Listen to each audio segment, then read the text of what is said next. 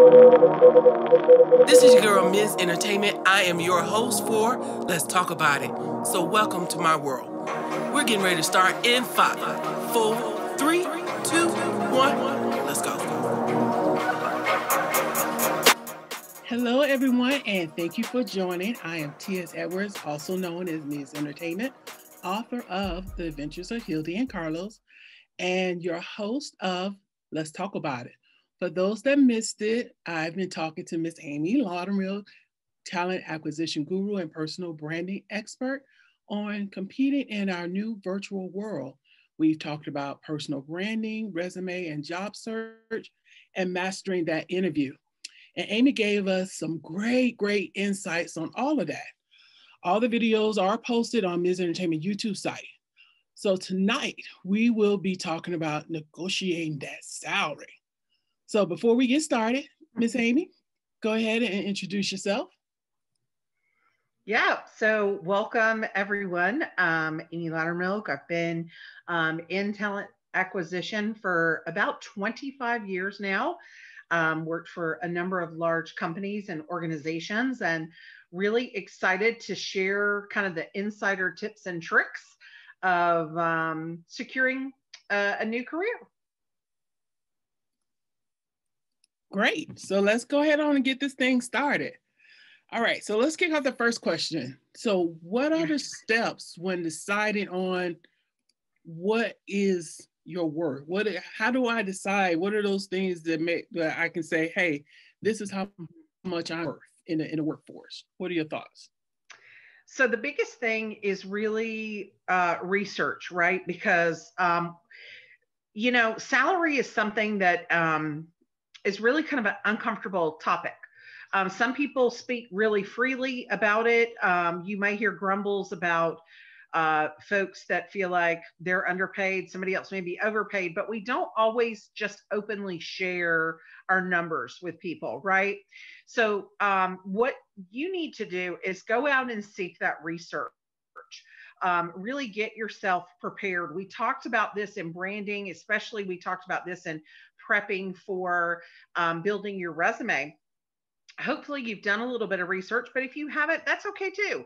It's very easy to do. There's great websites out there and some tools that you can use to help you kind of calculate based on your education, the industry that you want to work in, the city you're located in, those types of things.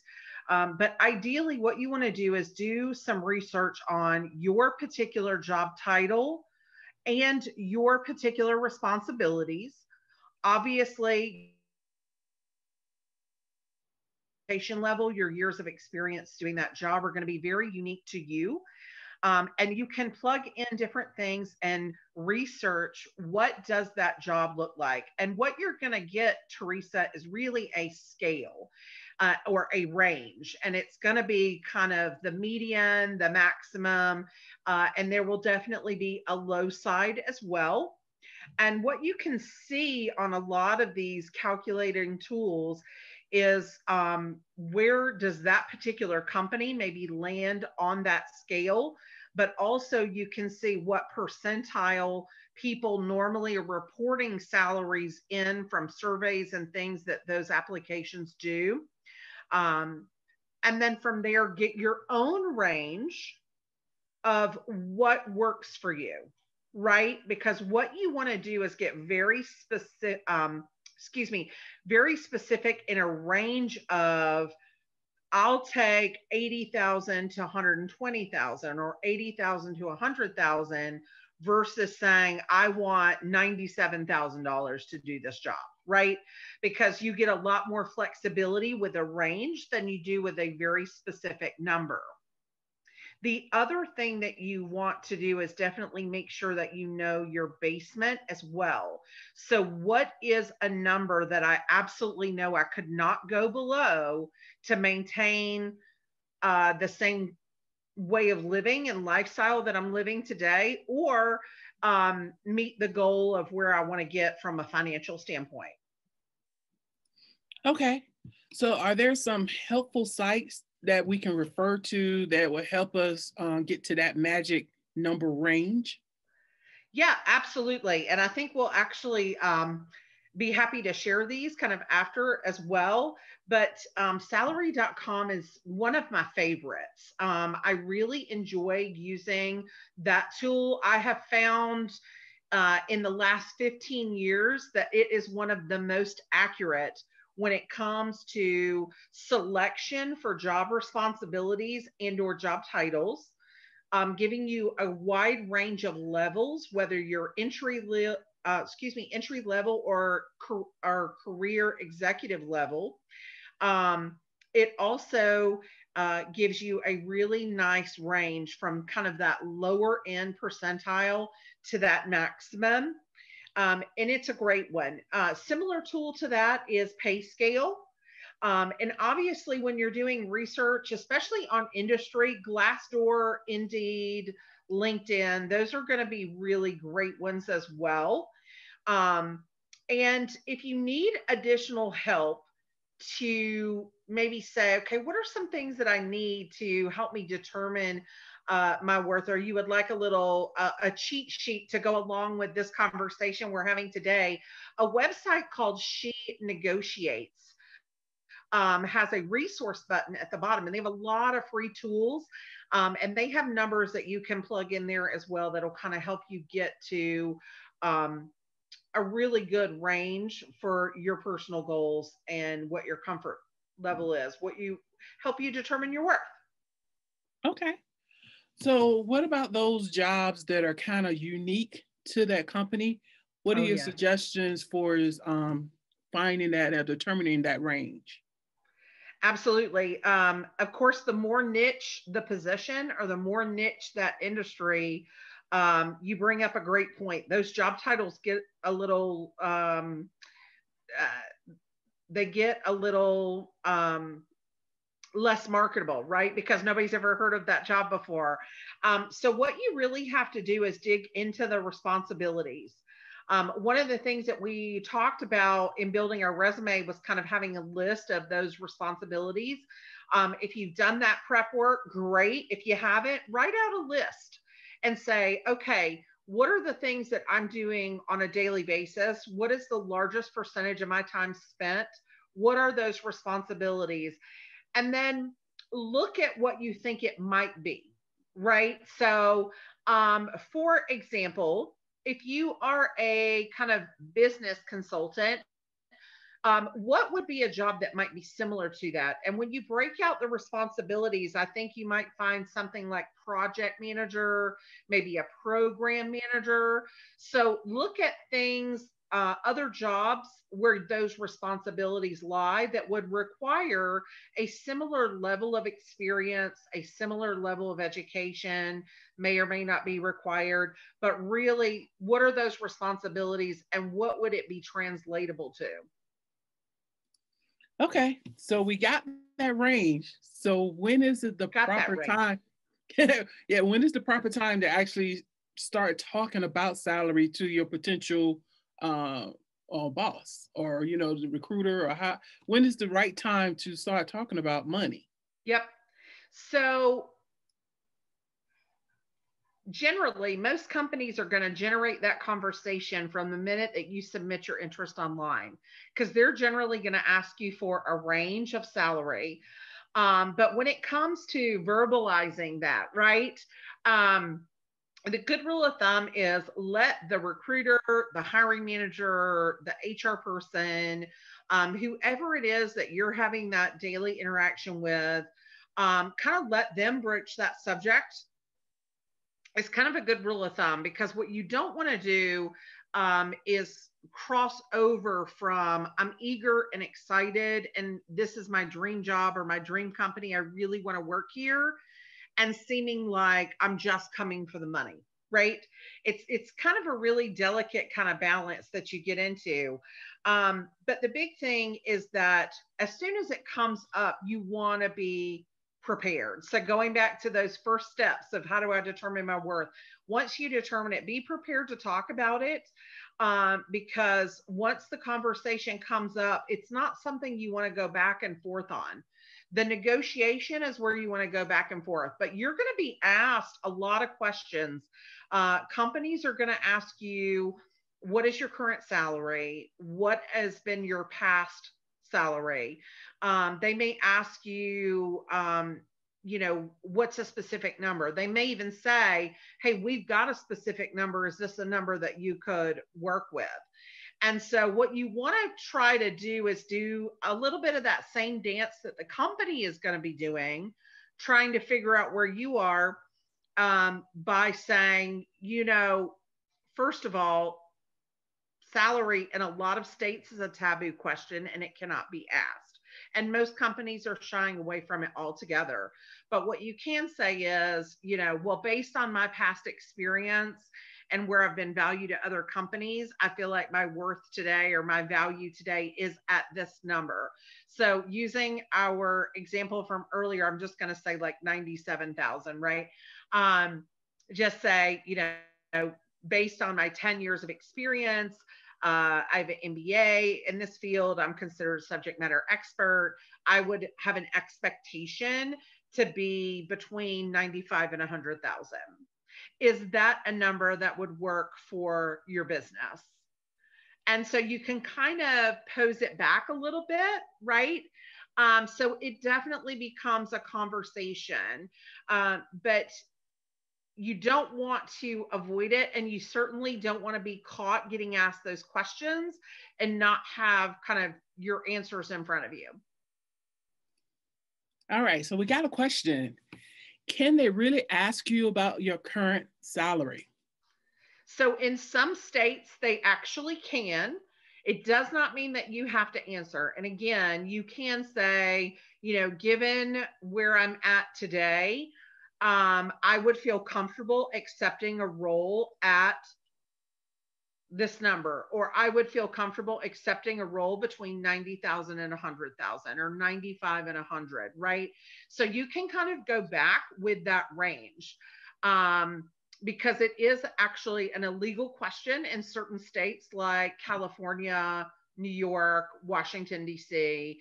And again, I think most companies are kind of shying away from asking that question. But again, I want to bring it up because I do want people to be prepared that it might be out there. So I would encourage you to definitely, just pay attention for that question coming, and be prepared to kind of answer that question a little more vaguely and give a range of, deflect it from what I'm currently making into what I feel my value and worth is today and what my expectations are for the job. Good to know, because I have definitely been asked that in previous jobs. So Yeah. what is your current salary? I was like, oh, Yeah, okay. and it is a newer law, but it is absolutely a law in several states, as the ones I mentioned, and it's a question that you should see disappearing, because it really is kind of old school, right? It's not relevant so much anymore. The talent market changes so fast, and it's such a competitive environment, that people have a lot more control about their salaries and negotiating, especially today, than they ever have before, I think. Gotcha. So it's kind of taboo for them to ask, but is it taboo for me to ask? So what's the range for this position? Is that something? Is that a no to ask? No, absolutely. That's definitely a great question. Again, as the example that we gave, if you say, I'm comfortable accepting something, or my expectation is somewhere between like 95 and 100, but I'm flexible. Is that within the range that you're looking to fill this job? Is that a number that you feel is equitable for this? Is that something that would be in range of or in line with where you guys are looking to pay? So you can ask it that way. And then you're also, definitely open to asking, is there a range for this role? I would really be curious kind of what is the lower side, what is the high side, and follow that up by saying, once you get the answer, given your evaluation or assessment, where do you think I might fall in that scale? Ah, it's always that game. Absolutely. It's It's a dance. It really is a dance, right? it really is. So, is it is it appropriate to, if they give you an offer that you feel this, come on now, it's below what you're worth, Mhm. is it a, can you negotiate like, hey, I think I fall in this range, or is it like, is it telling them that you're about the money? How do, I guess, on the other side, how do they Yep. view when you want to negotiate that offer? Yep. And this is critical to being prepared, because you don't want to go onesie twosie, right? You don't want to say, okay, I want to negotiate the salary from 93 to 95. And then I want to negotiate PTO. And then I want to talk about bonus and is there sign on. So it becomes a conversation. It's not just about that bottom line number, because companies evaluate their compensation package on many factors. And that is going to be, of course, the actual base salary. It's going to be merit and promotional increases, bonus opportunities. It's going to be 401k, um, medical, dental, vision, your health and welfare benefits, and any other perks that they put into that. They consider that an entire package. So, for example, um, my last employer, really large company, we value our benefit package at 33 to 35% of the total compensation package. And so it's not just salary.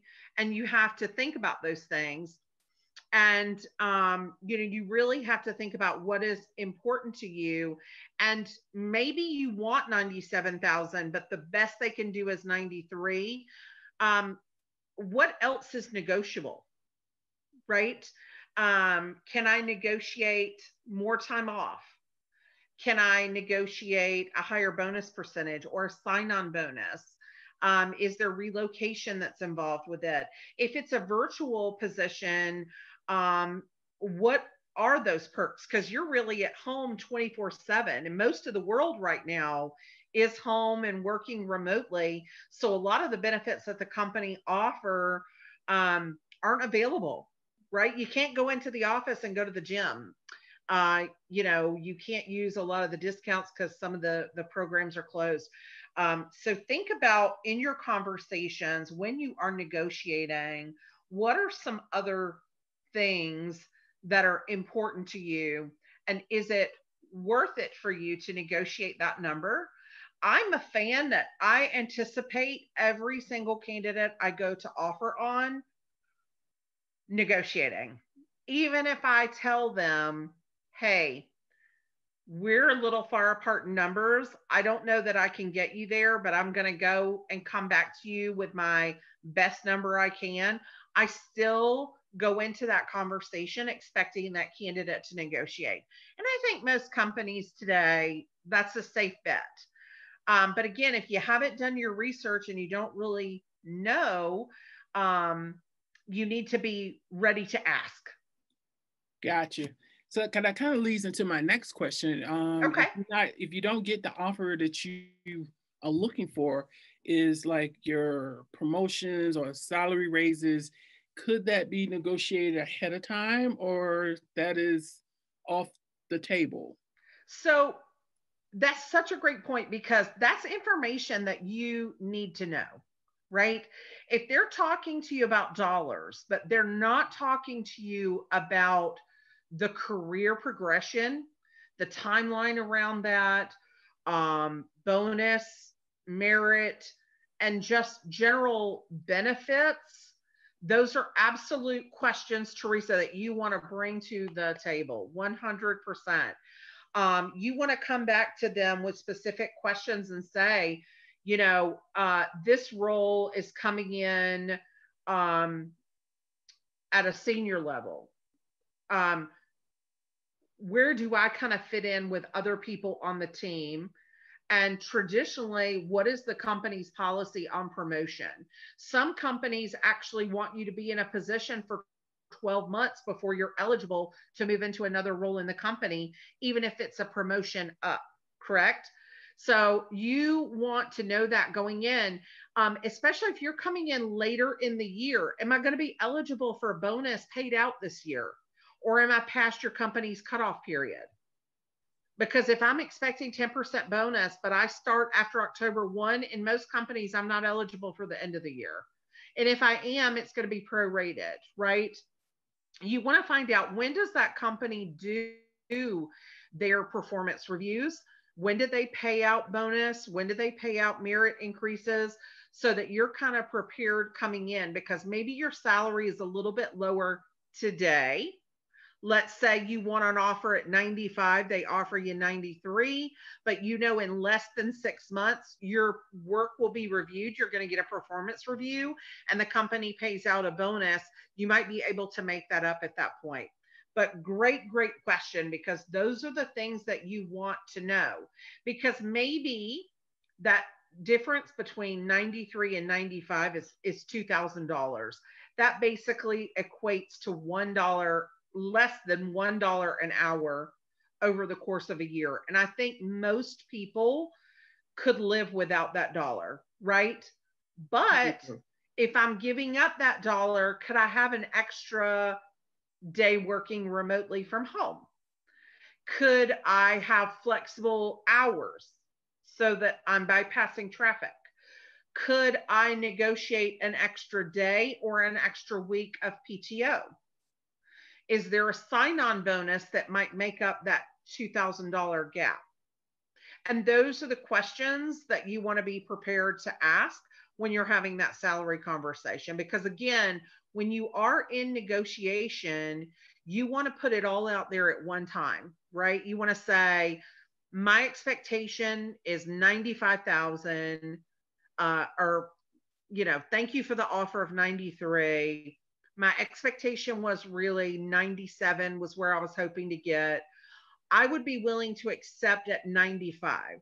So you definitely want to end this conversation, and throughout your conversations around salary, continue to reiterate the point that you are excited to work for the company. You're excited about the job, because you definitely don't want to come off greedy. And again, the way that you do that is to remain professional about it.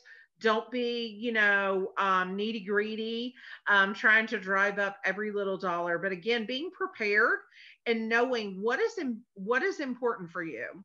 And if it's more important to spend extra time with your family and you get an extra week of vacation versus that 2, 3, 4, or even $5,000, is it worth it?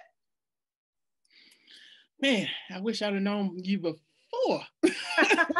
I think I left some stuff on the table. Okay, good. Well, I hope that I hope these little tidbits are helpful, because it is hard, right? You're so excited anytime you do get an offer, right? Because looking for a job, interviewing for a job, it's exhausting. It is almost a full-time job in and of itself. And a lot of times, let's face it, I'm guilty of it as a recruiter. We are waiting on the back end for a decision from a hiring manager. Somebody's on vacation that needs to sign off. I'm waiting on compensation to approve the offer, whatever that case may be. And you as a candidate may have been waiting 2 or 3 weeks past the interview, even waiting to hear. And so when you finally get that call, it's just like, yes, yes, let's do this. And we do kind of forget. And that's why really that first step and doing your research and kind of getting prepared is so critical, because you can very easily miss out on dollars. And, some companies don't offer bonus programs or merit increases. And so the salary you get today could be your salary for the next 5 years. And so that's something you want to know going in. Yeah. I feel, yeah, I could have definitely used you in my ear. Okay, good. So, are there any specific questions I should ask when negotiating the salary? Because I know we talked about doing our research, but is there Mhm. anything else that is to make sure we don't leave anything on the table, but we don't at the same time look greedy? Is there any other things that we should be discussing when we're talking about negotiating our salary? Yeah, I think we've really hit on the big ones, which is the benefits, the career progression, and the timeline around that progression, right? How quickly could I be promoted? Or what is kind of the normal promotion trajectory from this role into the next one? And what does the timing typically look like for that? And then asking about the company's review process. When do you guys do performance review? Is it ongoing feedback? Um, those are the things that you're definitely going to want to ask about. And then again, don't be afraid to ask to say, you know what, this is a great offer. I'm really excited about it. Um, but if the salary itself isn't negotiable, or there's some other things that we could talk about. So, for example, if you've been a contractor with a company for 6 months, 12 months, maybe 2 years, maybe you ask them if your time worked as a contractor might be credited towards you and your full time employment. It may not help you from a salary perspective, but if your company, and a lot of them do, have tiered PTOs, so your PTO is tied to the number of years of service with the company, um, it gets you there a little bit quicker. And that is another benefit. And really, when it comes to PTO, that really is kind of money in your pocket a little bit, right? The other thing is, let's say that you worked for the company in the past. Ask if there's a bridge of service. Can you get credit for your time worked with a parent company of that company or that company proper? If you've worked with them before, ask. Um, hey, I was an employee, for 3 years. I was part of a layoff 2 years ago. Would I get credit for that 3 years worked? And again, that's going to just give you more tenure with the company and potentially impact maybe your bonus percentage, but definitely could impact your paid time off. Got it. So we talked about the things that we should make sure that we're asking. Are there things that we should not ask when we're talking about negotiating our salary? Are there So any I, taboo stuff that we should not be just kind of stay away from? yeah.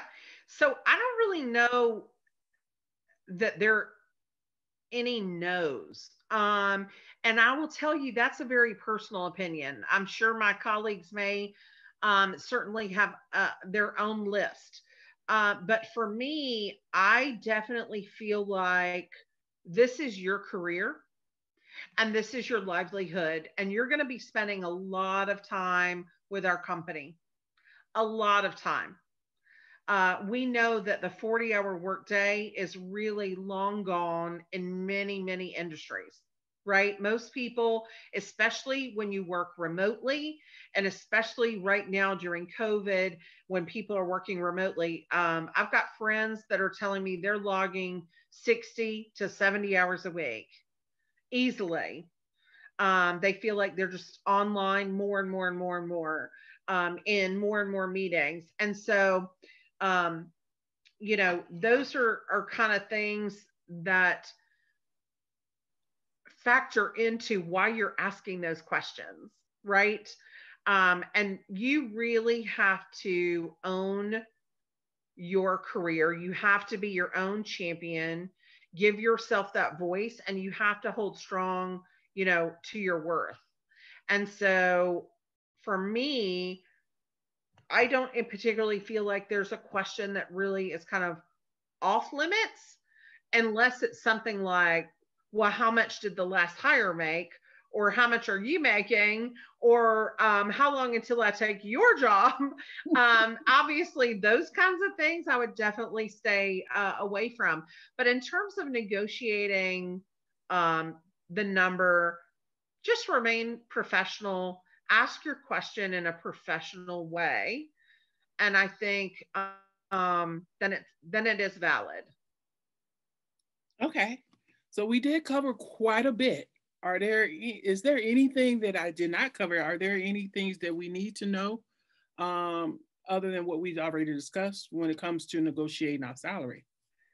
Well, one final thing that I think is kind of an important note that I did not touch on, but it comes back to kind of being prepared and kind of knowing what you do, what you bring to the table. Because when you're really negotiating a tough offer, right? Like it's tough. Like, I think you alluded to the example of an offer that was like, yikes, it's so low, right? So let's say, again, using that example of I'd like to be between 95 and 100, they come back to you at 85, right? That's a 10K gap plus. How do you talk about that big of a gap? Um, be prepared to remind them why they want you in that role and what you bring to the table. So definitely be mindful to say, hey, I feel that my 10 years of experience, my creation of this, my certifications in this, whatever it may be, that you are bringing to the table that makes you the unique individual and candidate for that position. Remind them of that. This is why I feel I'm worth this. And the biggest thing is if for any reason they just can't get you to something you're comfortable with, don't be afraid to walk away. Hold true to yourself, hold true to your worth, and the right thing is out there. But don't settle for less because it is way too hard to get hired and then get wrapped up in the role. And before you know it, 5, 6, 7, even 10 years has gone by, and you've only gotten a $5 increase in that time. Yeah, and it happens. Absolutely. It does happen It does all happen. the time. Can you review again some of the websites Yeah, along to that people can try and find their worth? I know salary.com was one of absolutely. them, but there was a couple of more that you said. Yeah, so salary.com is a great one. Payscale is another one that's really great as well.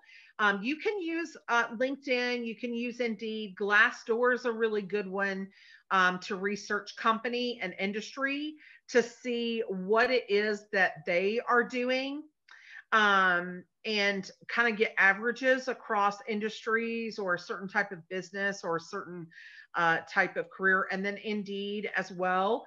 One of the other ones, and I believe I did not mention this earlier, is when we're talking about relocating, right?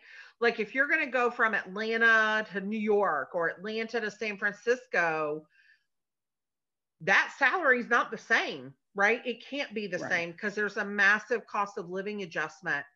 And so, one great tool, and I believe that you've got this tool for me to share with our listeners later, but it's Nerd Wallet, NERD Wallet, all one word, Nerd Wallet, and it is fabulous. It really helps you. What you can do is plug in the city you live in today or your zip code. You can plug in like your job title. You can do like years of experience and things like that, or your current salary. And then you can plug in the city that you're looking at, and it'll actually formulate if you're making, let's say, 100,000 in Atlanta and you want to move to San Francisco, you need a salary of 253,000. No, that's true. He's talking about Yeah. capital So price. that's a great one to add in your research to kind of be prepared. And again, Teresa, going back to negotiating and asking questions, that is a good one to ask, is especially if you are relocating for the role. You want to ask about, is there going to be a cost of living adjustment for me? Right. Also, important thing to keep in mind, I know we talked about it when we talked about looking at remote work, we talked about it in branding, but I think it's important to bring up here as well. Um, if you are a remote employee living in one state and that company is based in another state, it's acceptable to ask if you are being paid on that state's wages or your current state's wages. Because if you are in Atlanta supporting a company in California, it is not unreasonable to expect a higher pay based on California income. Okay. Okay. Cool. Well, we Yeah. covered quite a bit. Do you want to do a quick recap of some of the important tips that we need to remember? Sure. Okay. So when we talk about negotiating the salary, again, the biggest thing is research and being prepared. Remember to set a range. I would like to be between 90 and 100,000 versus a very specific number. Definitely draw a line though in the sand for what your bottom line number is. Think about what you can live with and what you cannot live without in terms of extra benefit that may outweigh compensation, such as flexible schedule, working remotely, more days working remotely, more PTO time. Check out various sites. Again, She Negotiates has some great free resources out there. Visit yoursalary.com, your pay scale, your nerd wallets. Make sure that your job title and your responsibilities are represented appropriately when you're doing your research. And if you do not have a job title that's kind of an everyday title out in the marketplace, match it to the closest that it would align with. Let the company approach compensation. Definitely feel free to have the conversation. And again, remember to be your own voice. And so if you want to negotiate, don't be afraid to ask for what you want. Don't be afraid to ask if other things are negotiable as part of it, and make sure that you get a real picture of when you could expect that number to increase, either from promotion, merit, cost of living adjustment, sign-on bonus, whatever the case may be. And again, last thing, stay true to your worth and don't be afraid to walk away if it doesn't make sense. Got it. Got it. That was a whole lot of stuff. So again, that was we got another great event under us. So that's number 4. We got one more. So thank you, Miss Amy, definitely for providing us some expertise and just all that goodness of talking about negotiating that salary. And thank you for everybody that has been watching. So stay abreast for the next time. The next event will be what's next after you get that job. What do I need to remember for, things to keep in a job or just are moving up in that job. Absolutely. That one is going to be a great one to unpack. Definitely. So everyone stay safe. Until next time, let's talk about it. Salute. Bye, Miss Amy. Thank you. Thank you.